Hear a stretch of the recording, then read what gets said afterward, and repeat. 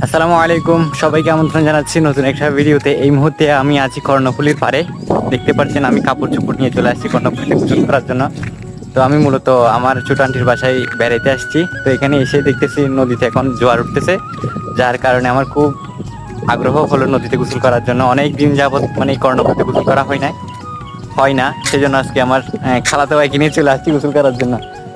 দেখতে পাচ্ছেন পানি এখন অনেক নিচে, এখানে মূলত এখানে চলে আসে, এই উপরে চলে আসে। তো আমরা এদিক দিয়ে একটা সিঁড়ি আছে, সেখানে গিয়ে গোসল করব।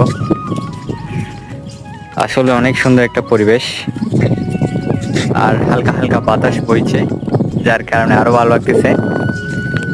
মূলত আসছি গোসল করার জন্য, কিন্তু এখন বৃষ্টি চলে আসতেছে, গুড়ি গুড়ি বৃষ্টি পড়তেছে, যার কারণে আমরা এখন নামতে পারতেছি না। কারণ আমরা যদি নেমে যাই মোবাইলগুলো ভিজে যাবে, যার কারণে এখানে আমরা বসে আছি গাছের নিচে।